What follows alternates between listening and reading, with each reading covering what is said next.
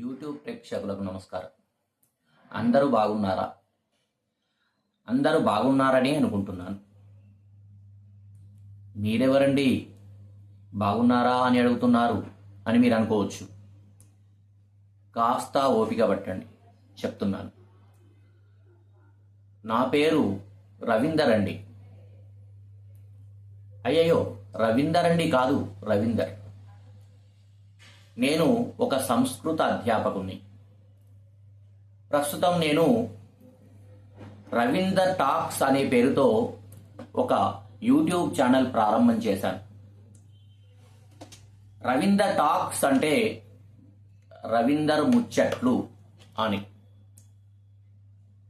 మరి ఈ రవీందర్ ముచ్చట్లు అనేటువంటి ఛానల్లో మీరు అనుకోవచ్చు, ఓ ముచ్చటిస్తారా, ఏం ముచ్చటిస్తారు అని.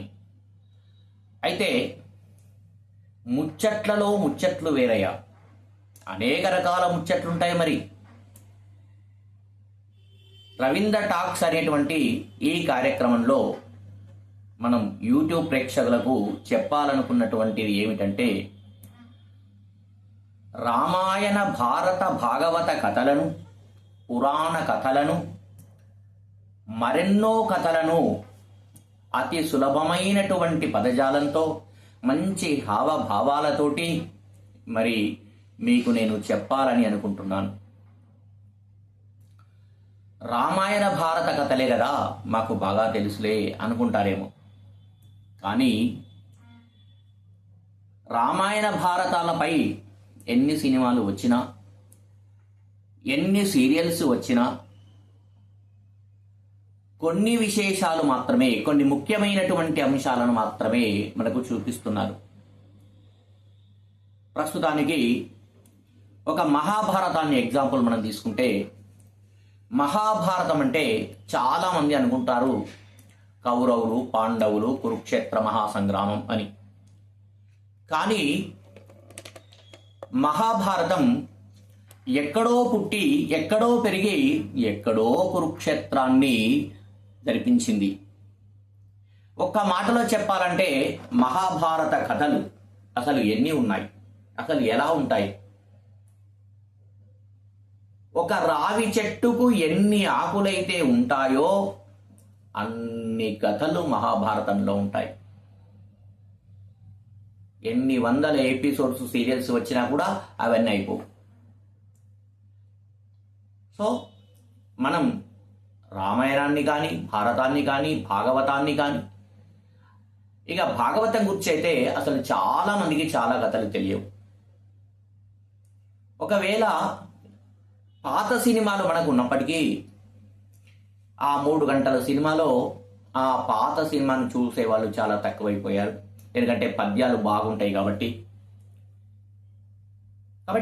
విశేషమైనటువంటి కథలైతే మనకు సినిమాలలో ఉన్నాయి, కానీ పాత సినిమా అనేటువంటి ఒక ఉద్దేశంతో వాటిని పక్కకు పెట్టేస్తున్నాం.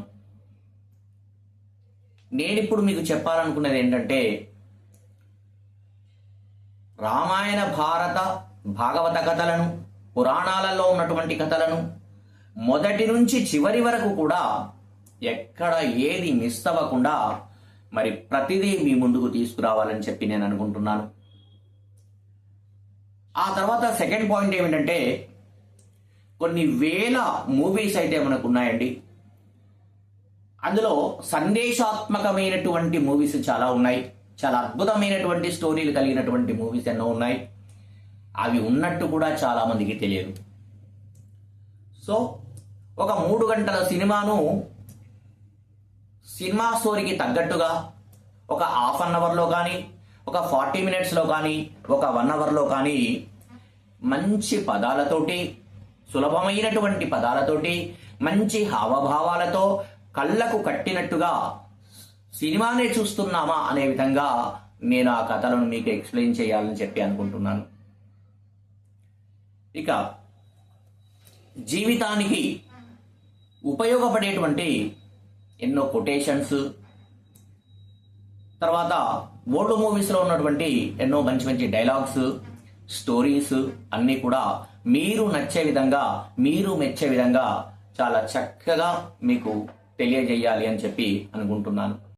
ఒక ముఖ్య గమనికండి, ప్రతి వీడియోకి ఒక నంబర్ ఇస్తాను. మరి మా వీడియోస్ మీకు వచ్చినప్పుడు చూడడం వీలు కాని పక్షంలో ఏ వీడియో చూస్తున్నాం, ఏ వీడియో చూడట్లేదు, ఆ నంబర్స్ అయితే ఇస్తున్నాం. నంబర్స్ను బాగా గుర్తుపెట్టుకొని చూడనటువంటి వీడియోలన్నీ చూస్తూ మాకు ఫుల్ సపోర్ట్గా ఉంటారని మరి సవినయంగా మేము తెలియజేస్తున్నాం. తర్వాత తప్పకుండా సబ్స్క్రైబ్ చేసుకోండి, తెలిసిన వాళ్ళందరికీ కూడా చెప్పండి. సో ధన్యవాదాలు.